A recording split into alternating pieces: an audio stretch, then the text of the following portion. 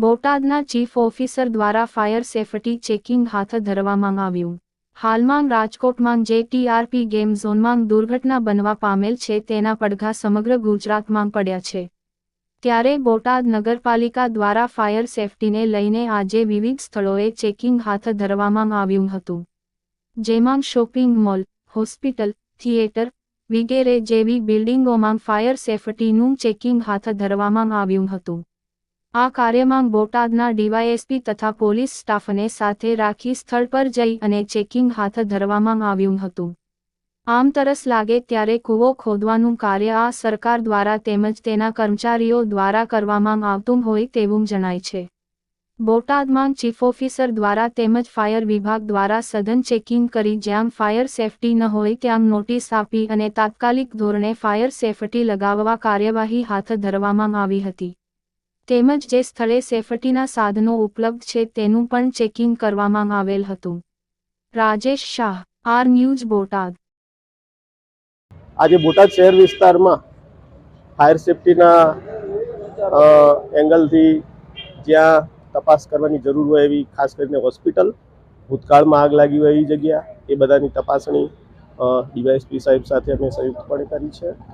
Krishna hospital અને મેઘાણી હોસ્પિટલની તપાસ ખાસ કરી. બંને જગ્યાએ આઈસીયુ છે. ક્રિષ્ના હોસ્પિટલને જરૂરી સૂચના આપી છે. ઇન્ડોર પેશન્ટ રિમૂવ કરવાની સૂચના આપી છે. મેઘાણી હોસ્પિટલમાં લગભગ કોઈ કમી નથી. ફાયર એક્સટિંગ્વિશર એક્સપાયર થયેલા છે, એને રિન્યૂ કરવાની સૂચના છે. ફાયરની જે ડેટ પૂરી થઈ છે અને એ હોસ્પિટલની અંદર લગાવવામાં આવ્યા છે, બરાબર, એ એક શોભાના ગાંઠિયા સમાન ન કહી શકાય. ના, આ હોસ્પિટલમાં જે પાણીથી જે સિસ્ટમ ચાલે ને હોઝરીલ એકદમ કાર્યરત છે અને અમે ચેક કરી એટલે આગના વાસ્તવિક પ્રસંગમાં એનો ઉપયોગ થાય અને વધારે અસરકારક હોય છે, એટલે ચિંતા નથી. કૃષ્ણ હોસ્પિટલની અંદર જે જનરેટર આવેલું છે, જનરેટરની અંદર આપણી ટીમ દ્વારા ચેક કરવામાં આવ્યું, મોટી સંખ્યામાં ઓક્સિજનના બાટલા જોવા મળી રહ્યા. શું કહે છે? ત્યાં સૂચના આપી દેવામાં આવી છે. કાલ સવારે જ, આજ રાત્રે કોમ્પ્લાય કરશે, કાલ સવારે ફરીથી ચેક કરવાના છે.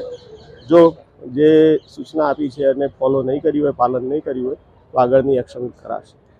હોસ્પિટલ સિવાય કોઈ અન્ય વસ્તુ ચેકિંગ કરવાની ખરી? Shopping centre, mall? બોટાદમાં શોપિંગ છે અને એક થિયેટર બોટાદ નગરપાલિકાની હદ બહાર પણ નજીકમાં છે, એને પણ ચેક કરવાનું છે.